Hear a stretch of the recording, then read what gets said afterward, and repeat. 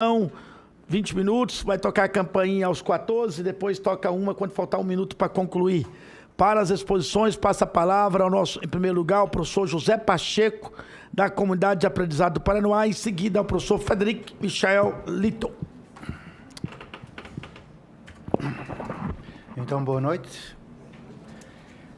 E, antes de mais, o agradecimento ao senador Hélio e à União Planetária, ao UNB, na pessoa do amigo Isaac Reutemann, e aos companheiros da mesa.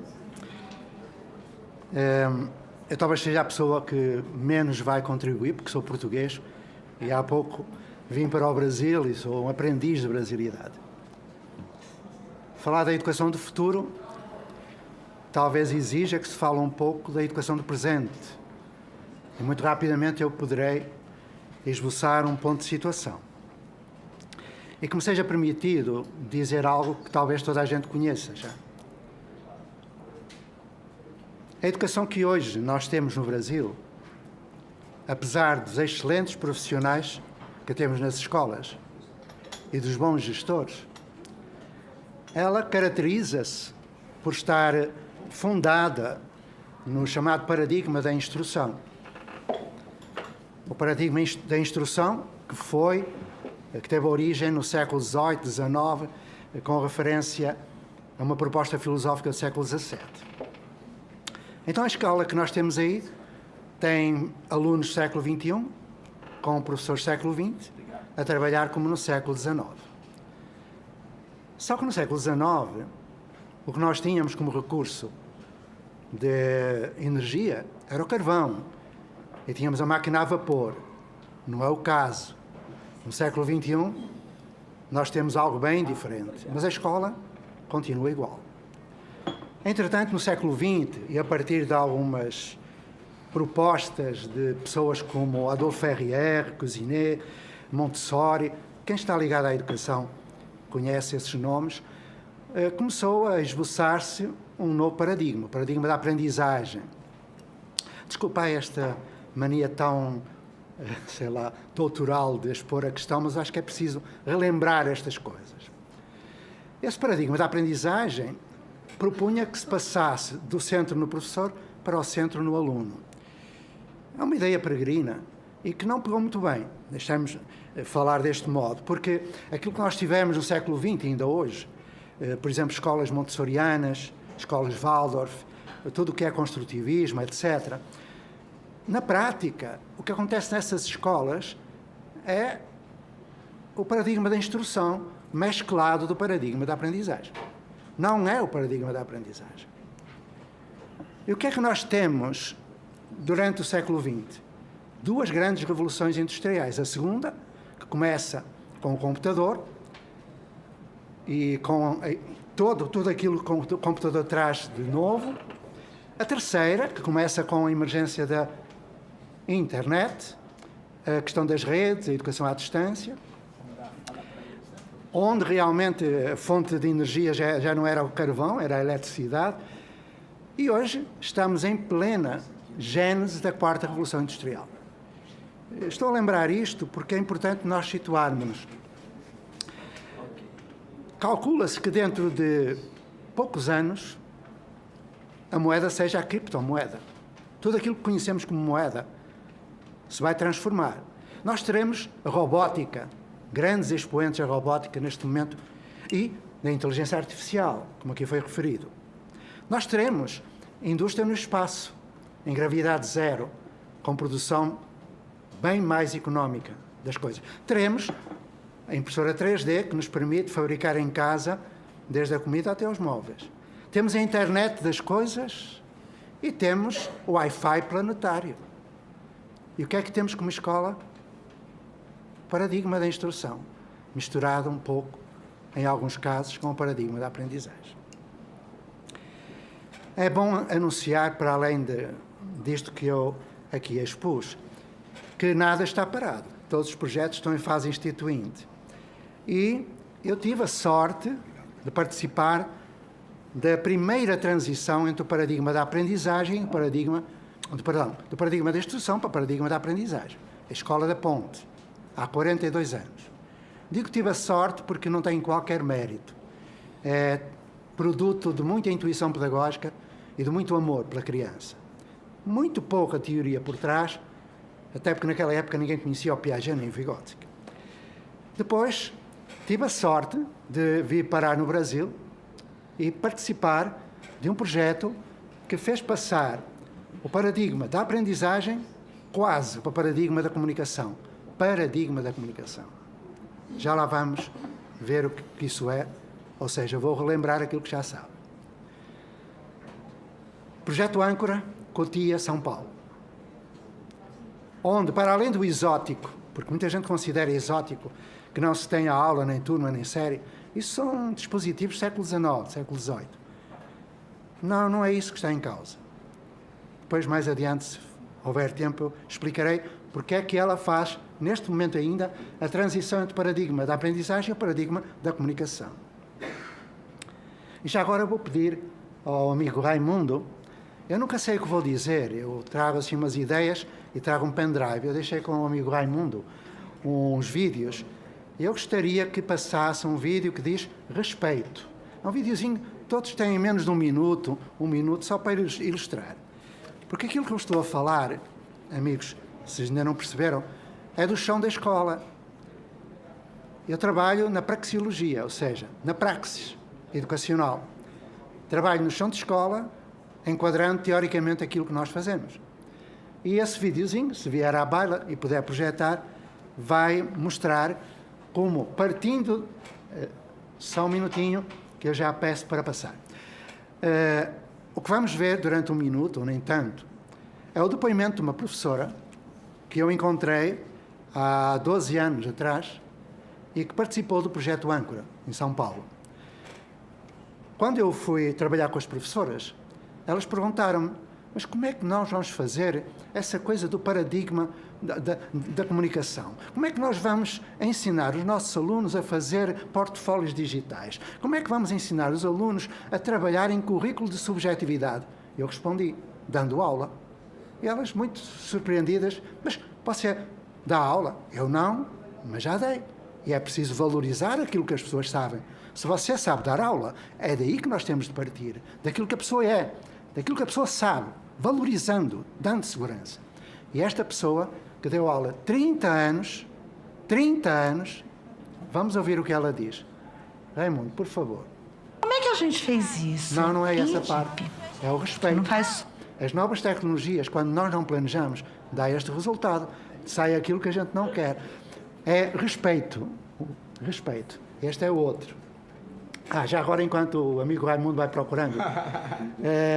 Esse está escrito respeito. Está. Que interessante. Então, pronto, pode passar este. Qual? Já não sei assim. Deixa ficar. Pronto, não passe. Vamos adiante. Mas seria bom... Depois, se tiver tempo, eu vou procurar ali. Continuando. Nós estamos numa situação paradoxal. Bem, o que a pessoa ia dizer, eu vou dizer. Quando há visitantes do Projeto Âncora, as pessoas perguntam, mas não tem alunos? É aquele que está aqui, equipe, respeito e direitos. É esse. Pronto. Muito obrigado. Estão a ver o que é a cooperação? Isto estava tudo planejado. Tudo. Eu disse ao Zé Raimundo, olha, vai surgir um momento em que eu vou dar a ideia do que é trabalho de equipe. Ao vivo. Vamos lá, então. Mas não é este que diabo. Bom, olha... Eu me despindo. Eu me despindo do meu lugar de vaidade. Eu entendendo que, na verdade, eu não sei. Eu querendo e virando aprendiz novamente. E podendo ouvir o que o outro fala, e os outros da equipe, respeitando o que cada um fala. Podemos usar o circo sem educador se ele for usado com responsabilidade. Hoje ele não está sendo usado com responsabilidade. Então como que a gente faz para poder usar o circo sem educador? Eu acho que o circo ele tem que ser visto da mesma forma que a quadra, né? Então, Um dos valores nossos aqui do Projeto Âncora é o respeito. Então, a gente considera que qualquer um tem o direito de falar e qualquer um tem o direito de ser ouvido. Então, toda vez que a gente pede a palavra, a gente tem o direito que todo mundo nos ouça. Então, o gesto de levantar a mão É um gesto que caracteriza o pedido da palavra para que a gente possa ser ouvido. Pode parar, Sr. Raimundo, pode parar. Bom, ouviram falar vários professores do projeto Âncora e perceberam que escolas não são edifícios. Eu vou falar agora um pouco do futuro, que é o presente do Paranoá. Escolas não são edifícios, escolas são pessoas. E as pessoas são os seus valores. Elas agem em função de valores. Quando esses valores se transformam em princípios de ação, dão origem a projetos. Projetos que são sempre coletivos. Projetos humanos são todos coletivos. Quando esse projeto surge, nós teremos de partir daquilo que as pessoas são, para alcançar não uma preparação para, mas uma preparação com. Não se prepara para a cidadania. Educamo-nos na cidadania, no exercício da liberdade responsável, a todo momento, em qualquer lugar. Porque uma escola não pode durar apenas 200 dias por ano. Nem é isso que está na Lei de Diretrizes e Bases. Uma escola do século XXI, transformada em comunidade de aprendizagem, ela terá de funcionar 365 dias por ano, 24 horas por dia, e atender desde o pré-natal até à morte, em espaço e tempo em que o professor não prepare nada para, mas construa tudo com. Que ensina o outro a planejar-se, a gerir o tempo, espaço, recursos. Que ensina o outro aprendendo com ele. Ou seja, no paradigma da comunicação, nós temos contribuições fundamentais. A primeira contribuição vem de um brasileiro, chamado Lauro de Oliveira Lima, que em 1979 publica um livro chamado Escola de Comunidade. E nesse livro ele escreve: a expressão escola de comunidade procura significar o desenquistamento isolacionista da escola tradicional. Escola no futuro, será um centro comunitário, propulsor de equilibrações sincrónicas e diacrónicas do grupo social a que serve. Não só a escola utilizará como instrumento escolar o equipamento coletivo, como a comunidade utilizará o local da escola como centro de atividade. A escola não se reduzirá a um lugar fixo, morado. Por isso é que o projeto Âncora não tem alambrado, nem cerca elétrica, nem câmara de vigilância, nem guarda de portão. Tem nada. Ninguém rouba. Toda a comunidade serve porque ninguém rouba aquilo que é seu e que faz dos seus jovens ser sábios e felizes. Depois temos um outro personagem chamado Agostinho da Silva. Agostinho da Silva, que foi professor da UNB, fundador do Instituto de Letras da UNB e que criou várias comunidades de aprendizagem no país. E a terceira figura, entre muitas que eu poderia citar, Nise da Silveira, não é? Poderia citar Florestan Fernandes, Milton Santos, poderia citar Anísio Teixeira, poderia citar Darcy, poderia citar tantos outros. Mas vou completar com aquele que continua exilado. Continua exilado. Ou continua sequestrado em teses de doutoramento, porque nunca o vi no chão da escola do Brasil. Paulo Freire. Paulo Freire diz que aprendemos uns com os outros mediatizados pelo mundo, ou seja, a aprendizagem do futuro, que tem de ser a de hoje, é aquela que resulta da criação de vínculo, é aquela que resulta de projetos com aprendizagem significativa e é, sobretudo, aquela que resulta da intersubjetividade, mediatizado pelo objeto de estudo no mundo, na comunidade. É aqui que eu quero chegar. A comunidade de aprendizagem de Paranoá já surge como uma nova construção social de aprendizagem. Uma nova construção social. Não é introduzir computadores numa escola, que é extremamente importante, mas tem que contribuir para a humanização da escola. E neste momento o que eu vejo é o contrário. Estamos a criar monstrinhos de tela em sala de aula. Então nós temos que pensar que realmente não pode ser uma panaceia, não pode ser... Mais 6 minutos. Ok. Não pode ser uma panaceia para mitigar o velho modelo. É algo bem diferente. É o aprender em comunidade. Eu tenho um livrinho de distribuição gratuita, depois se quiserem eu passo-vos. Porque a Constituição da Federação, meus amigos, no artigo 205, conjugada com alguns incisos do artigo 206, A própria Lei de Diretrizes e Bases e o Plano Nacional de Educação são muito claros. A educação é um direito de todos. Sublinhai, todos. E o que acontece hoje é que o índice de proficiência em língua portuguesa e matemática é inferior a 10%. Um escândalo. O que acontece hoje é que o índice de desenvolvimento da educação básica não passa do número 5 da escala de 1 a 10. O que acontece hoje? Professores doentes, professores maltratados. O que acontece hoje? Efeitos sociais como a corrupção e múltiplas violências. Então, meus amigos, se o modo como eu trabalho, dando aula, tendo turma, horário padrão, tudo isso que é do paradigma da instrução, se desse modo a escola não consegue garantir a educação de todos, a pergunta que eu faço, essa escola terá o direito de continuar a trabalhar desse modo?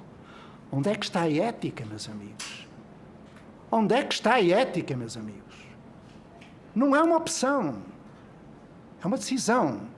Todos nós teremos de assumir um compromisso ético com a educação, dando condições às escolas, aos professores e ao Ministério e às secretarias de fazer o que é necessário. Gradual, responsavelmente, sem fazer de criança cobaia, com muito respeito pela infância e juventude, conseguir fazer essa transição entre o século XIX e o século XXI, poupando-nos a imersão da modernidade. Então, como a Clarice Lispector dizia, o importante não é a velocidade, o importante é a direção. Ou como Galeano diria também, persigamos a utopia. Meus amigos, a utopia já está realizada no Paranoá. E é um projeto da Secretaria de Educação do Distrito Federal. É um projeto do poder público. É um projeto do poder público. E já estão mais 10 comunidades prontas para funcionar. É preciso que o Distrito Federal mostre que a profecia de Dom Bosco e a vontade de JK se pode concretizar. É aqui que está a nascer a nova educação do mundo. Eu espero viver mais alguns anos para aprender convosco. E eu não falo muito mais porque me emociono muito. Nós temos no Paranoá um protótipo de comunidade de aprendizagem, que vai ser acompanhado pela UNB, que vai ser acompanhado pelos serviços da Secretaria de Educação, e para que eu convido. É muito bom que eu me situe como participante da comunidade de aprendizagem do Paranoá, como aprendiz do Brasil e disponível para aprender com todos. Então, o Galeano dizia realmente, a utopia existe, neste momento ela está concretizada, mas a utopia exatamente serve para isso, não é? Para caminharmos. E se eu vos convido é porque nós precisamos de tudo e de todos. Ninguém é autossuficiente. Espero ter contribuído com alguma coisa e passo a palavra ao Sr. Dorella.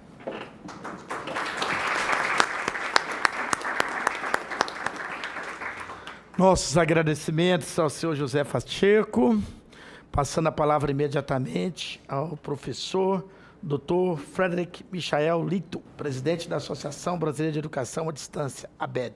Só para a organização, professor, mesma coisa, 14 vai tocar o capê, depois tem mais 6. Ok? Boa noite a todos. Eu quero agradecer o senador Hélio José e seus colegas dessa Comissão de Senado do Futuro por essa oportunidade de trocar ideias sobre a minha visão de como educação à distância nesse país, que não é meu país de origem, mas meu país adotivo faz 45 anos e que eu amo muito. Eu não sou masoquista, eu fico aqui porque eu gosto mesmo.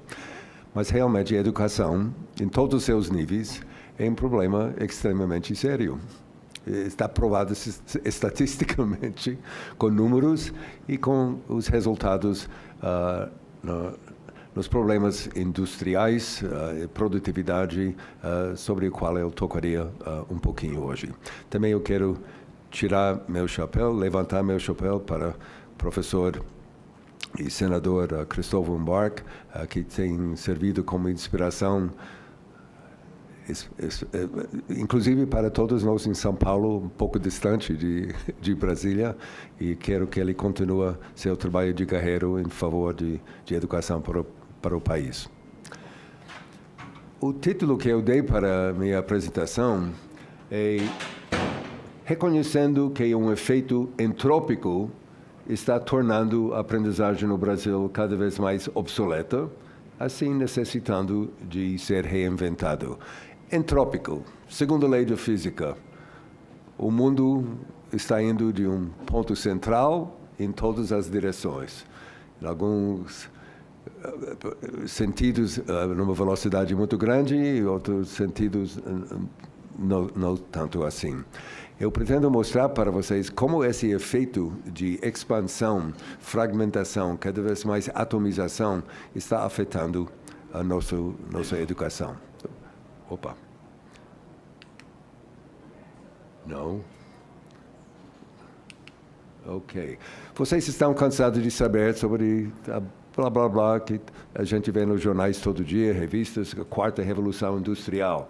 Agricultura, a primeira revolução, depois levou para a manufatura, depois serviços, e agora estamos numa nova etapa de conhecimento, informações, seja qual for, que inclui esses artefatos, inteligência artificial, robótica, internet das coisas, nanotecnologia, computação quântica, big data, biotecnologia, que hoje em dia é muito mais numérica e computável do que olhar no microscópio, propriamente dito.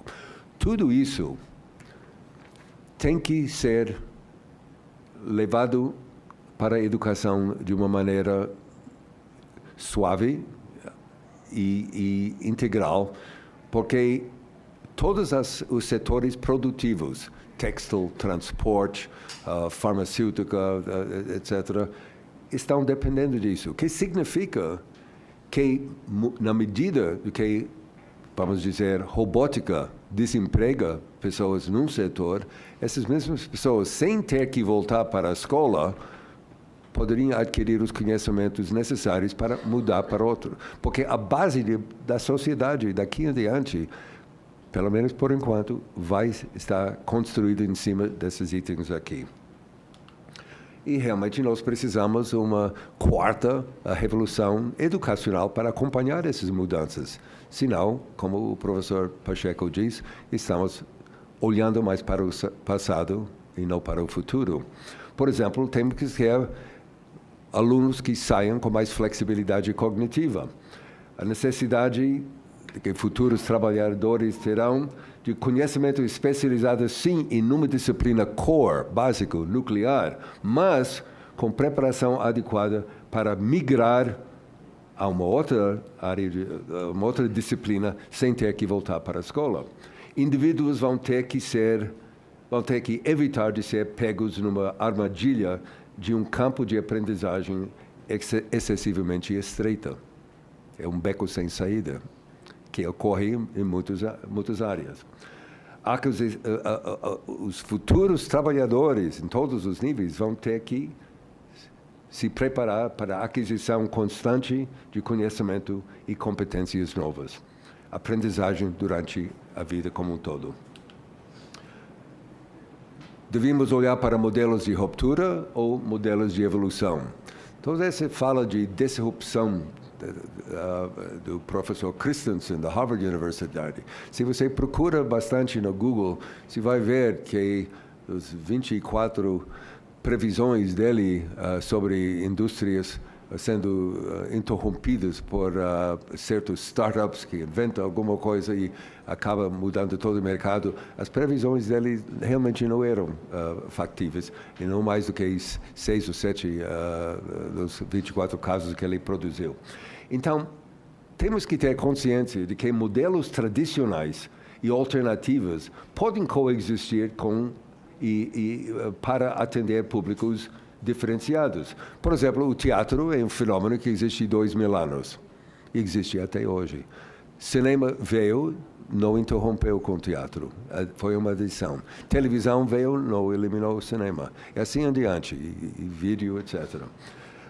Entropia pode ser visto assim nas nossas emissoras de rádio e televisão no mundo todo. 40 anos atrás, todas as emissoras de rádio e televisão eram genéricos. Tinha esportes, tinha notícias, tinha novelas e assim em diante. Hoje em dia temos canais especializados para cada uma dessas áreas. Entropia. Inovações sempre levam tempo para serem absorvidas. Por exemplo, no século XIX, nos meados do século XIX, levou uma geração, 30, 35 anos, para convencer todos os profissionais de saúde, médicos, enfermeiros, etc., que doenças não eram causadas pelo mau olhar, mas sim por germes invisíveis, etc., etc. Então, médicos e enfermeiros têm que lavar as mãos e assim adiante. Levou uma geração. Hoje temos instituições de ensino para atender todos os gostos, públicas, privadas, presenciais, virtuais, high-tech, low-tech. Mas todos eles, ao meu ver, evidenciam uma profunda nostalgia para o modelo de ensino e aprendizagem do passado. Ou como o professor Pacheco diz, instrução, o modelo de professor, como nós vamos ver, dono da verdade numa comunicação unidirecional. E tem currículos anacrônicos aqui em nossas escolas e universidades e atitudes condescendentes para com seus alunos. Qual é o perigo nisso? Obsolescência. Obsolescência não é uma coisa que só ocorre na tecnologia, na economia. Pode acontecer também em pedagogia e na didática. Então, é necessário vencer a inércia da oposição, aqueles que são contra mudanças na educação, que querem manter as velhas ideias e práticas. Isso é a primeira geração de máquina de escrever, 1876.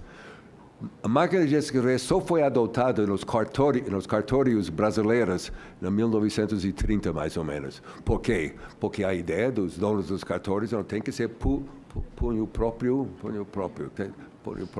Tem que escrever com a mão, senão é autêntico.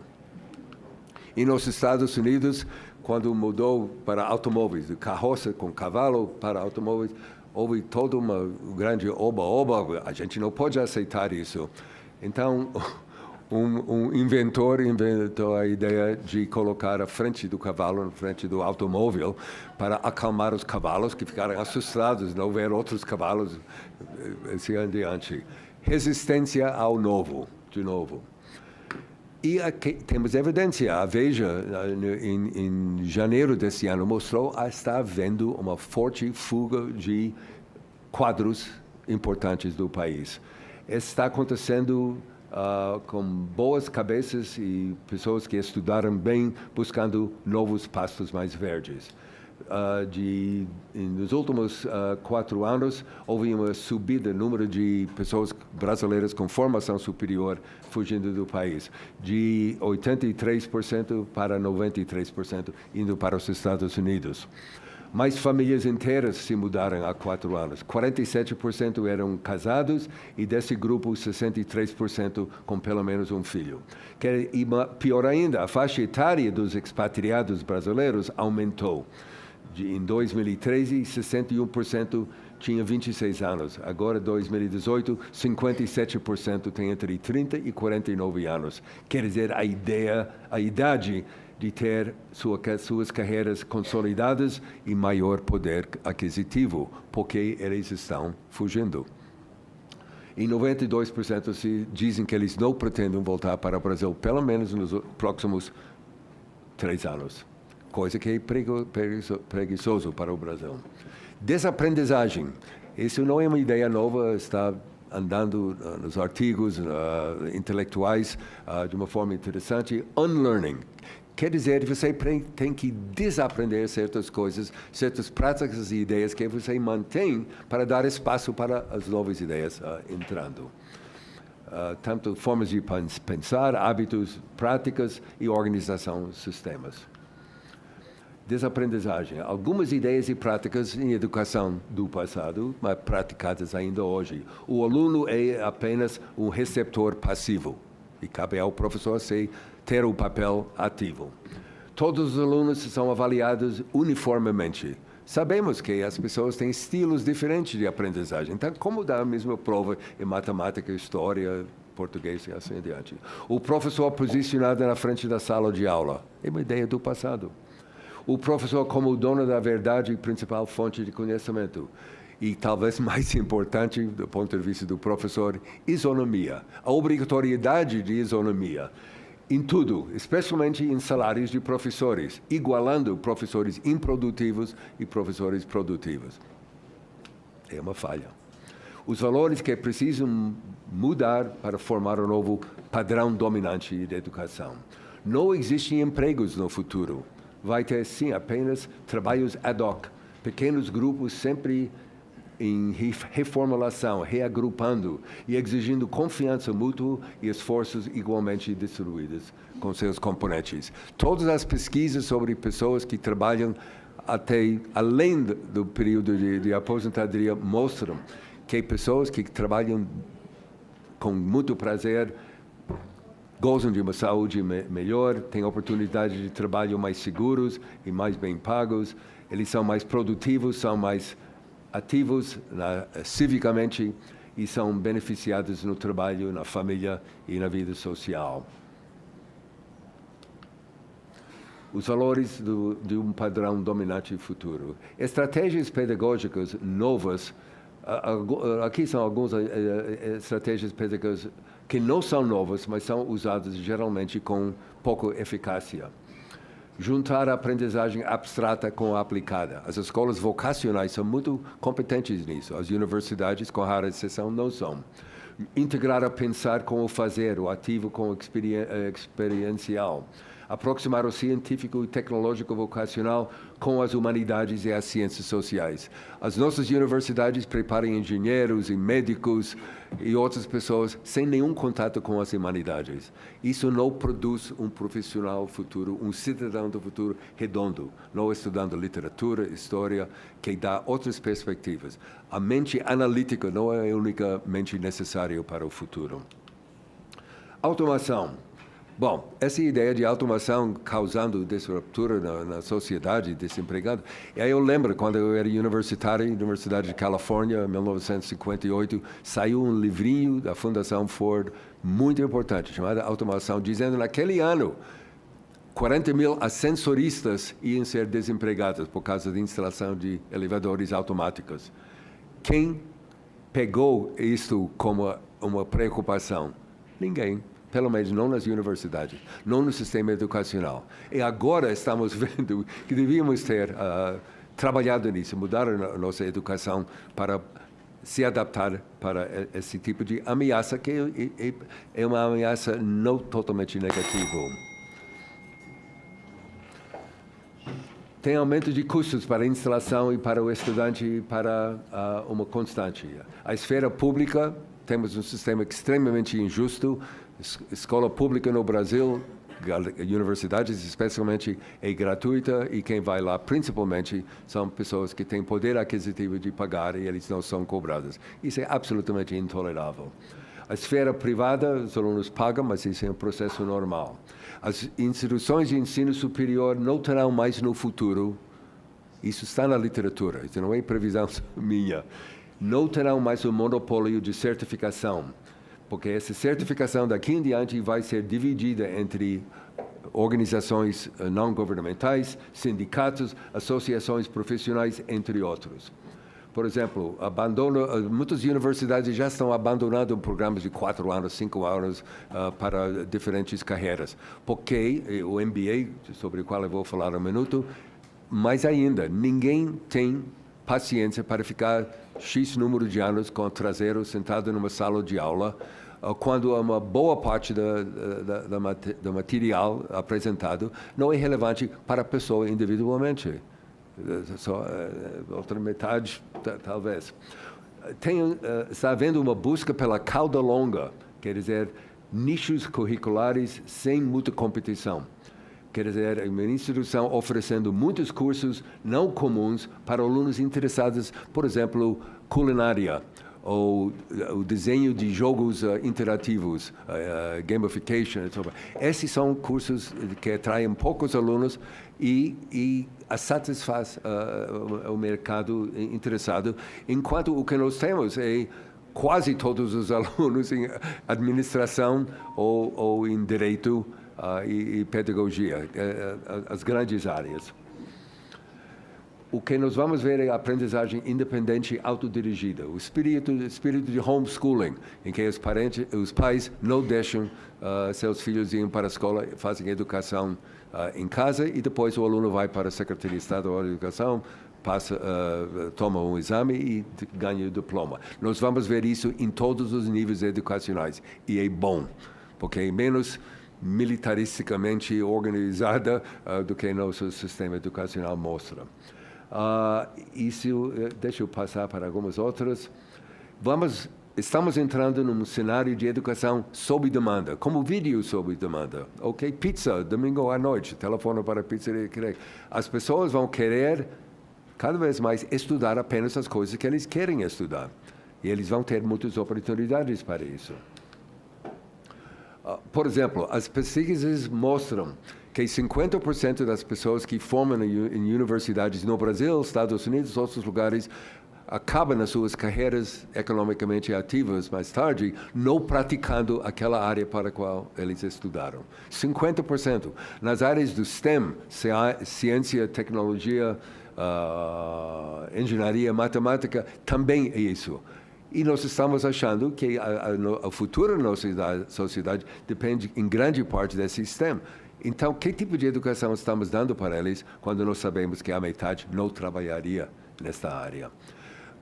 Uns 4 ou 5 anos atrás, eu tive o prazer de escrever o prefácio para esse livro, Docência Online Independente, organizado por Regis Trachtenberg, da empresa Livre Docente, que faz a educação à distância.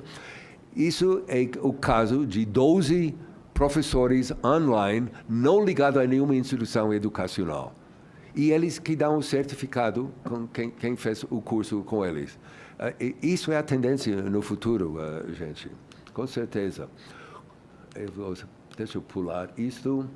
Educação à distância tem todos os ingredientes para essa educação de sucesso, aprendizagem de sucesso. Conveniência, portabilidade, mobilidade, customização. Eu gostaria de explicar cada um desses, mas o tempo não deixa. A infraestrutura para aprendizagem independente e características certas para aprendizagem durante toda a vida. Também tem todas essas características usadas em EAD hoje em dia, M-Learning, Mobile Learning, Ubiquitous Learning, Just-in-Time Learning. Eu não vou demorar mais sobre isso. Vamos ver nanodegrees. Quer dizer, ninguém tem paciência mais de ficar 2 anos sentados para fazer um MBA, quando a metade do currículo apresentado não interessa especificamente. Então, vamos ver instituições ou não instituições, que sindicatos, oferecendo partes disso, partes do MBA e com um tipo de identificação da qualificação. Aceleração acadêmica, isso é uma coisa que está perto do meu coração, porque o Brasil tem leis que não permitem aluno com menos de 17 anos entrar na universidade. E em outros países, isso não tem essa lei. Professor Lito, sim. O senhor teria 5 minutos nas outras considerações, como o senhor já avisou a mesa que o senhor vai ter que retirar mais cedo, eu vou dar mais 5 minutos para o senhor, ok? Ok. Que aí o senhor pode utilizar o tempo. Então significa que eu parei nessa. Ok. Em casos excepcionais, alunos com 11, 12, 13 anos podem entrar e sair bem na universidade. Sabendo que vocês não iam acreditar nas minhas palavras, eu pesquisei na internet. Jeremy Schuller entrou na Universidade Cornell, Ivy League, com 12 anos de idade em 2016. Mais um ano, porque ele aprende rapidamente, ele deve terminar o bacharelado. Shoyano Loyola University em Chicago entrou com 10 anos e ele espera tirar o grau de médico, e médico nos Estados Unidos é pós-graduação só, não tem graduação. Ele espera tirar isto com 21 anos, grau de médico. Mas o meu favorito aqui é Ronan Farrow, que é o filho da Mia Farrow e Woody Allen. Ele entrou no Bard College, perto de Nova York, com 11 anos de idade. Ele entrou no Yale Law School, Yale Law também, sua pós-graduação, com 16 anos, e este ano ele ganhou o prêmio Pulitzer por seus artigos na revista do New Yorker sobre assédio sexual. Funciona. Por que não pode funcionar aqui? A visão. Não? Aprendizagem, créditos para aprendizagem para experiências anteriores no Reino Unido, isso é importantíssimo. Se você trabalhou na indústria tal, não tem diploma superior, mas você quer eventualmente o diploma, os anos que você trabalhou pode te dar créditos. Credenciais alternativas, badges distintivos, micro-credenciais certificados, recertificação. O título universitário, especialmente em medicina, direito, engenharia, deve ser tratado como passaporte, renovado a cada 5 anos, para mostrar que você continuou aprendendo, você não parou no tempo. Educação baseada em demonstração de competência, eu levo isso muito a sério. Pelo seguinte, diplomas são muito menos importantes do que demonstração de competência. Não veja isso. Os anos em que competência tem sido importante, 20 anos mais ou menos, mais do que anteriormente, comprovam que o ensino altamente concentrado em competências é perigoso se for enfaticamente concentrado nisso, porque é incompleto, porque marginaliza a questão de compreensão.